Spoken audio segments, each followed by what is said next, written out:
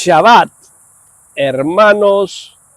Hoy nuevamente Fusión Cristiana Universal estará compartiendo la palabra viva, sacrosanta, tal cual exactamente fue expresada allá en Israel. Por lo tanto, es completamente una directriz vital, valga la redundancia, de que nos sumerjamos en la meditación. Cierra tus ojos y abre el ojo del pensamiento para embarcarte en ese video exclusivamente para ti que tiene el Mesías. Iniciamos. Transcurrida la comida y después de haber saludado a los pobres, Yeshua continúa con los apóstoles y discípulos en el jardín de María de Magdala. Van al límite de este a sentarse al lado del mismo de las tranquilas aguas del lago, donde unas barcas de vela se mueven en busca de pesca. Pedro, que está observando, comenta: tendrán buena pesca. Tú también tendrás buena pesca, Simón de Jonás. Yo, Señor, ¿cuándo? ¿Te refieres a que vaya a pescar para procurarnos comida para mañana? Voy inmediatamente y no tenemos necesidad de comida en esta casa. La pesca tuya es futura y en el campo espiritual, y contigo serán también magníficos pescadores la mayor parte de los presentes. No todos, maestro, pregunta Mateo. Los que perseverando vengan a ser sacerdotes míos tendrán buena pesca, no todos. Conversiones, ¿no? Pregunta Santiago de Zebedeo. Convertir, perdonar, guiar hacia Dios, muchas cosas. Maestro, antes has dicho que a uno que no preste oídos a su hermano, ni siquiera en presencia de testigos, se le lleve a que le aconseje la sinagoga. Ahora bien, si he entendido bien lo que nos has dicho, desde que nos conocemos, me parece que la sinagoga va a ser sustituida por la iglesia. Eso que vas a fundar. Entonces, ¿a dónde vamos a ir para que aconsejen a los hermanos cabezotas? A vosotros mismos, porque vosotros seréis mi iglesia. Por tanto, los fieles se dirigirán a vosotros, bien sea para que los aconsejéis en un asunto propio, bien sea para que le deis un consejo para terceros. Os digo más aún, no solo podréis dar consejos, sino que podréis incluso absolver en mi nombre. Escuchad bien, incluso absolver en mi nombre. Podréis liberar de las cadenas del pecado y vincular a dos que se aman, haciendo de dos una sola carne. Y cuando hagáis, será válido ante los ojos de Dios, como si hubiera sido el mismo Dios quien lo hubiera hecho. En verdad os digo, lo que atéis en la tierra será atado en el cielo. Lo que desatéis en la tierra será desatado en el cielo. Y os digo también esto, para que para que comprendáis la potencia de mi nombre, del amor fraterno y de la oración. Si dos discípulos míos, quiero decir ahora, todos aquellos que crean en el Cristo, se reúnen para pedir cualquier cosa justa en mi nombre, mi Padre se lo concederá. Gran poder tiene efectivamente la oración. Gran poder la unión fraterna. Grandísimo, infinito poder mi nombre y mi presencia entre vosotros. Donde dos o tres se reúnan en mi nombre, efectivamente yo estaré en medio de ellos y oraré con ellos. Guarden bien estas palabras que les estoy diciendo a ustedes. Y mi Padre no dirá que no a quien conmigo ora, porque muchos no obtienen porque oran solos o porque oran por motivos ilícitos o con orgullo o con pecado en su corazón. Lavad vuestro corazón para que pueda estar con vosotros. Luego orad y seréis escuchados. Pedro está pensativo. El Mesías se da cuenta y le pregunta el por qué. Pedro explica: estoy pensando en la magnitud de la responsabilidad que se nos asigna y siento miedo de no saberlo hacerlo bien.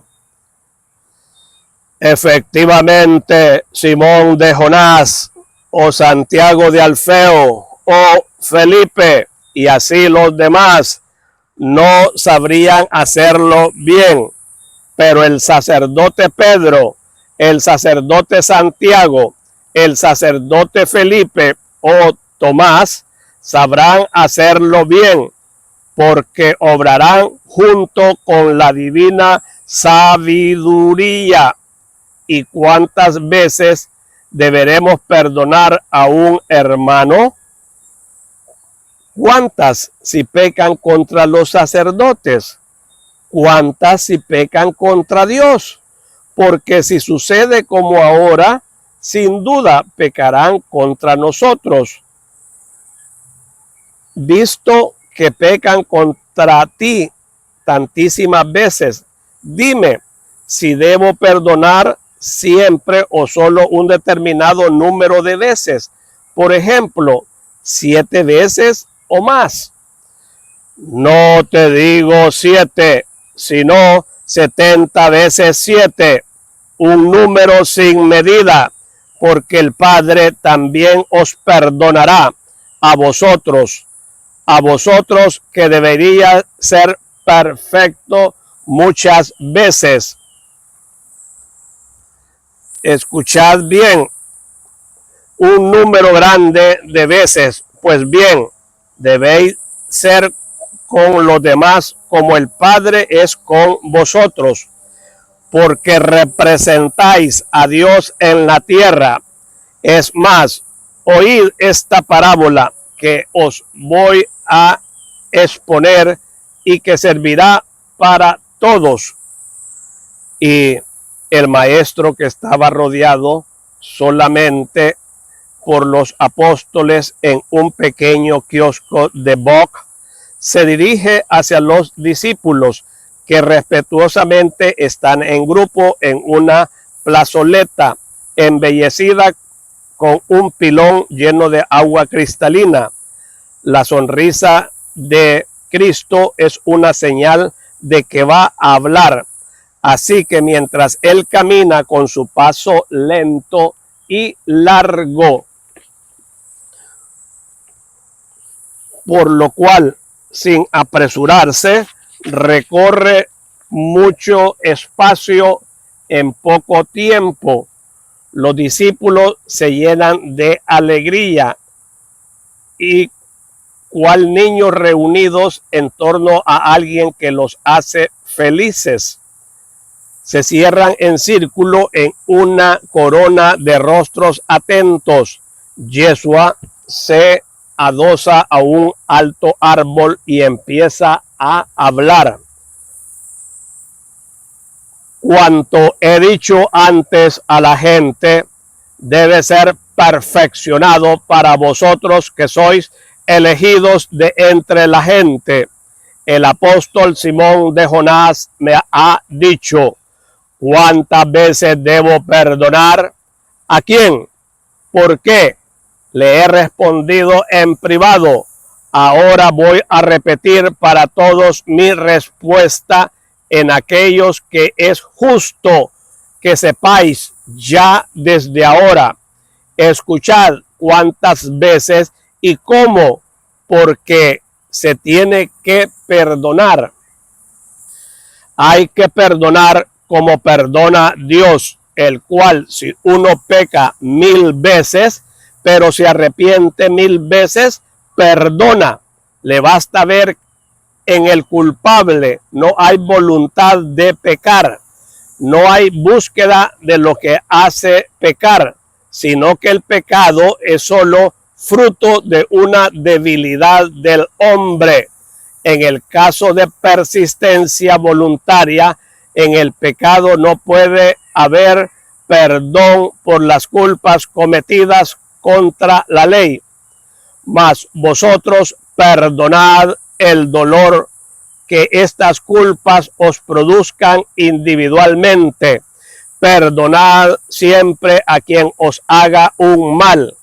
Perdonad para ser perdonados, porque también vosotros tenéis culpas con Dios y con los hermanos. El perdón abre el reino de los cielos, tanto al perdonado cuanto al que perdona. Asemeja a lo que sucedió entre un rey y los súbditos. Un rey quiso hacer cuentas con sus súbditos. Los llamó pues uno a uno, empezando por los que estaban más arriba.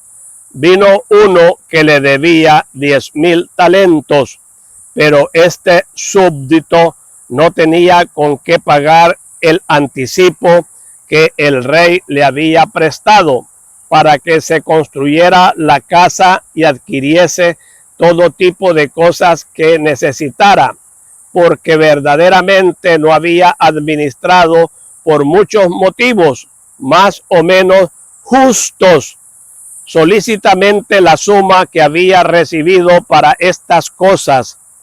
El rey amo, indignado por la holgazanería de su súbdito y por la falta de su palabra, ordenó que fueran vendidos él, su mujer, sus hijos y cuanto poseía, hasta que quedase saldada la deuda.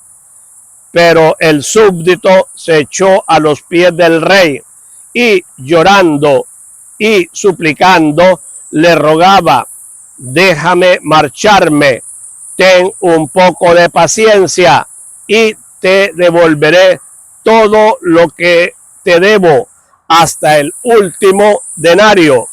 El rey, movido a compasión por tanto dolor, era un rey bueno.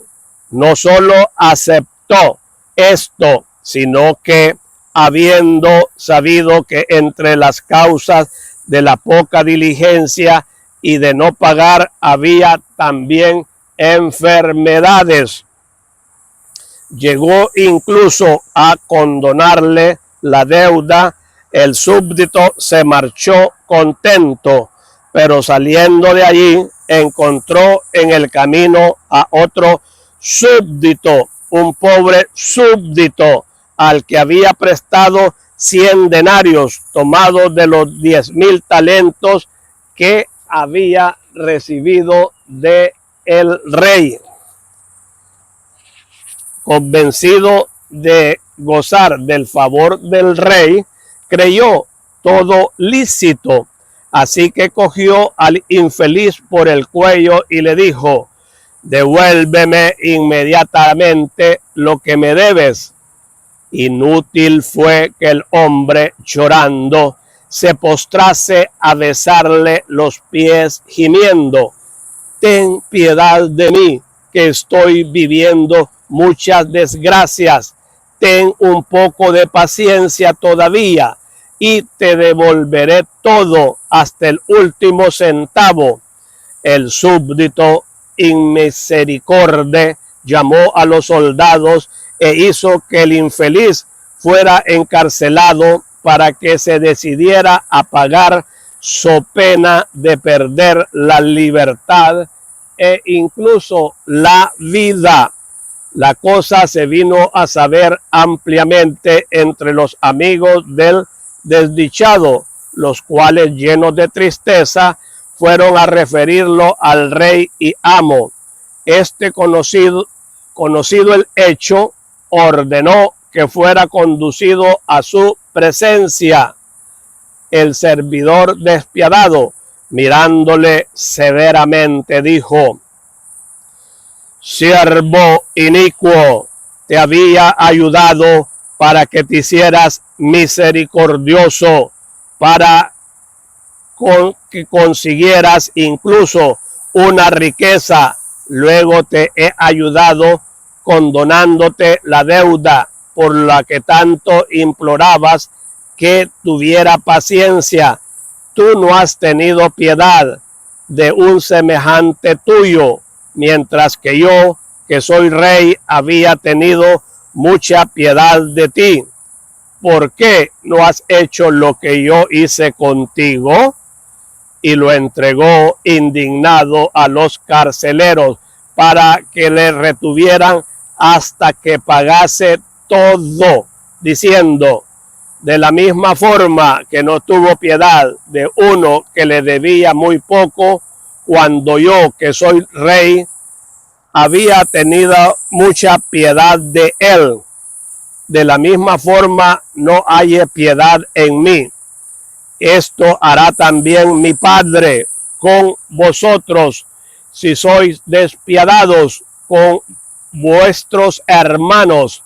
Si, habiendo recibido tanto de Dios, os cargáis de culpas más que un fiel, recordad que tenéis más obligación de evitar el pecado que ningún otro. Recordad que Dios os anticipa un gran tesoro, pero no quiere que le rindáis cuenta de él. Recordad que ninguno como vosotros debéis saber practicar amor y perdón. No seáis siervos que queráis mucho para vosotros y luego no deis nada a quien os pide. El comportamiento que tengáis será el que recibiréis, y se os pedirá cuenta del comportamiento de los demás que hayan sido impulsados al bien o al mal por vuestro ejemplo. Si sois santificadores, recibiréis verdaderamente una gloria grandísima en el cielo. Mas de la misma forma, si sois corruptores de algo otros más, esto también se tomará en cuenta. Si sois santificadores, acordaos, de la misma forma, si sois corruptores o simplemente holgazanes en santificar, seréis duramente castigados. Os lo repito, si alguno de vosotros no está dispuesto a ser víctima de su propia misión, que se marche, pero que no falte a su misión. Y digo, que no falten las cosas verdaderamente nocivas para su propia formación y la de los demás, y sepa tener a Dios por amigo, ofreciendo siempre en su corazón perdón a los débiles. Así Dios Padre ofrecerá el perdón a todo aquel de vosotros que sepa perdonar. La pausa ha terminado. Se acerca el tiempo de los tabernáculos. Aquellos a quienes esta mañana he hablado aparte, desde mañana irán procediéndome y anunciándome a la gente de los respectivos lugares. Los que no vienen, que no se desalienten. Si he reservado a alguno de ellos, ha sido por motivo de prudencia y no por desprecio. Estarán conmigo, pero pronto los enviaré. Ahora envío a los primeros 72. La mies es mucha y los obreros serán siempre pocos respecto a las necesidades. Habrá pues trabajo para todos y ni siquiera serán suficientes. Por tanto, sin rivalidades, rogad al dueño de la mies que siga mandando nuevos obreros para su cosecha. Entre tanto, marchaos. Yo y los apóstoles en estos días de pausa hemos complementado nuestra instrucción cerca del trabajo que tenéis delante, repitiendo lo que yo ya dije antes de enviar a los 12. Uno de ustedes me ha preguntado: ¿cómo curaré en tu nombre? Curad siempre antes el espíritu. Prometedle a los enfermos que obtendrán el reino de Dios. Si saben creer en mí y vista en ellos la fe, ordenad a la enfermedad que se aleje y se alejará, y haced lo mismo con los enfermos del espíritu. Encended antes que nada la fe, comunicad con la palabra firme la esperanza. Yo me agregaré, depositando en ellos la divina caridad, como la deposité en vuestros corazones, después de que creísteis en mí y esperasteis en la misericordia. Y no temáis ni a los hombres ni al demonio, no os harán ningún mal. Lo único que debéis temer es la sensualidad, la soberbia, la avaricia, que pueden ser causa de entregaros a Satanás y a los hombres demonio, que también existen. Poneos pues en movimiento y precededme por los caminos del Jordán.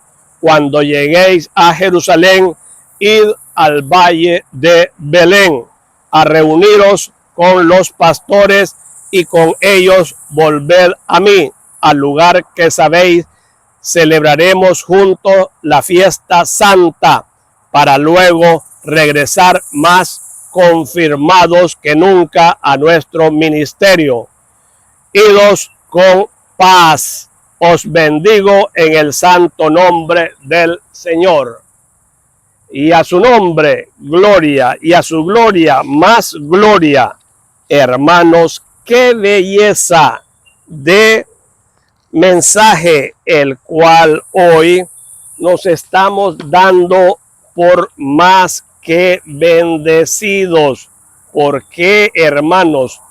Porque hoy el Mesías está hablando sobre su iglesia. Qué bello, hermanos, es eso, saber de que Él instaura una nueva iglesia para su pueblo. Y aquí es lo bello, hermanos, que tenemos que ir primero comprendiendo las Sagradas Escrituras y conociendo a la clase de líderes que nos predican la palabra, que muchas veces, como hoy, el Mesías, cuando está diciendo a sus apóstoles, escuchen bien, se reúne en la casa de María de Magdala, ahí en los jardines, habla exclusivamente con el colegio apostólico. Entonces, ¿qué está queriendo decir acá? De que él está hablando específicamente con respecto al perdón y al matrimonio, pero amplía, solidifica más el sacramento de la reconciliación. ¿Y cuál es esta? La confesión. Entonces, acá él le dice, tú eres Pedro y sobre esta piedra edificaré mi iglesia, y lo que desates el sacerdote Pedro en la tierra será desatado en el cielo. Entonces está hablando en una sola vía, directa y exclusivamente, valga la redundancia. Me gusta ser incisivo y directo, pero muchos llamados, como ellos quieran llamarse, apóstoles, profetas y todo lo demás, dicen que el Señor nos ha dado la potestad para que nos ha dado las llaves para que todo lo que desatemos en la tierra, o sea, yo te digo que acá ya tú no vas a tener maldición, en el cielo tampoco, pero hermanos, están utilizando la palabra completamente mal, porque él cambia la estructura de la iglesia en su forma. Ya no van a llamarse sinagogas, sino que se van a llamar ya iglesias. Ya no se van a llamar rabíes, se van a llamar sacerdotes, presbíteros. Busquen las cartas apostólicas de San Pablo. Aquí les estoy transmitiendo el origen, dónde, cómo, dónde y a quiénes estaba hablando el Señor. Entonces, cuando Él les da la potestad de perdonar, y no una, y sino 70 veces 7, lo que indica es que siempre hay que perdonar a esa persona, pero tampoco que esta persona esté cayendo en lo mismo y no quiera salir de su ciclo vicioso de ninguna manera, sino que tiene que haber un arrepentimiento, un cambio. A eso, entonces allí es donde da la potestad para perdonar pecados, y así estos no están grabados en la otra vida, allá en el reino celestial. Y aquí es importante hacer notar algo, que en que nosotros, hermanos, la confesión lleva algo muy exclusivo, muy vital, muy preponderante, y es el secreto de confesión. Tanto así que una persona que haya violado, matado, robado, usurpado, haya hecho mal, daño al prójimo, llegando hasta la psicosis, que lo dejó mal de por vida, acá el sacerdote, el presbítero, él no puede decir estos pecados ni aún con una orden de un juez. ¿Entienden bien esto? Esto se llama secreto de confesión, y esto la norman, la rigen, la ética eclesial, y algunos hermanos no saben qué significa estas palabras que estoy hablando yo. ¿Por qué? Porque es fácil. Yo, hermano, les puedo decir a ustedes, yo soy pastor, yo soy presbítero y yo soy profeta, y yo soy apóstol. Hermano, no crean. ¿Por qué? Porque no lo soy ninguna de las cosas que yo he dicho. A mí me gusta, es un lujo llevar la palabra original, viva, desde las raíces judías hasta nuestros días, para que ustedes amplíen el conocimiento, se empapen, y lo vital es que cambien a partir de oír esta palabra, hermanos. Eso es completamente lo esencial. Ahora bien, hermanos, continuando con esto que está completamente suculento, sabroso, les digo de que hay mucha madera espiritual acá con lo que dice acá: haced esto con los hermanos de sangre y con los hermanos de amor, pues hasta con vuestro más lejano prójimo debéis obrar con santidad y sin codicia, ni intransigencia, ni odio.